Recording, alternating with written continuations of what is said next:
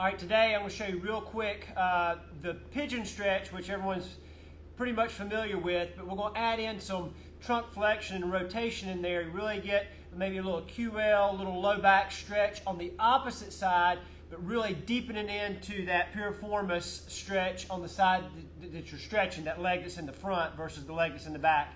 And a lot of ways to improve that stretch as well is to get yourself a little yoga block, fold up a beach towel, something like that, to take up that gap on the front side, and we'll look at that and show you what I mean there. So just the standard pigeon stretch, which we know we'll just drive one leg over the other. So I'm here, and I'm just going to take one leg over the other, and I'm going to sit back into that pigeon stretch.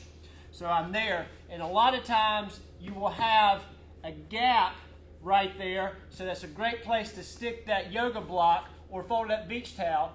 That way you can really relax and get deep into that stretch as you go over.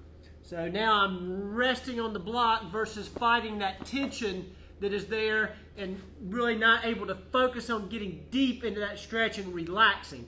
So if you put that little block there, which will help as we go into that rotation and flexion a little deeper, it will really assist right there in that hip. So I'm coming down into that stretch nice and deep. And what I want to do is the leg that I've got in the front, I'm going to walk my body over that leg, really lengthening, stretching that piriformis a little bit more. So after you're here and comfortable and relaxed, you're then going to slide over that leg and really go deep into that piriformis.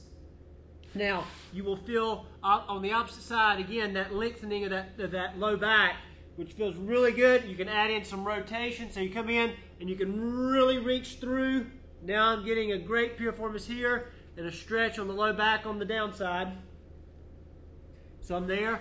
And then after you do that a few times, so after you kind of come into that pigeon again, and then you rotate to that side, get really deep into that piriformis stretch. Again, you can add in some rotation there, get some nice rotation through that thoracic spine and lumbar spine. You can take that guy out, and you will probably now be able to really sit down, and you can see the difference there in that stretch just by me rotating through that. Allows that hip to really sit down nice and deep. So now you can really get more out of that pigeon stretch. So if you work through that with a block, with a towel, something there, if you work through that and then you work through some rotation and some flexion right here, you will be able to get much more out of this stretch when you do it.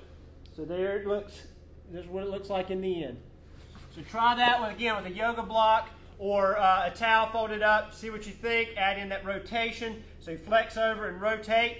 Real quick look at the other side just so you can get another look at it. So I'm there. I've got gap in here. So I'm going to put that block. Then I'm going to come, stay into that stretch, walk over, add in some rotation.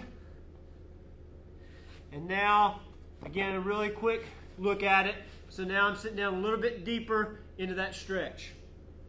So try that, see what you think, see if that improves that pigeon stretch for you. You might get some use out of that.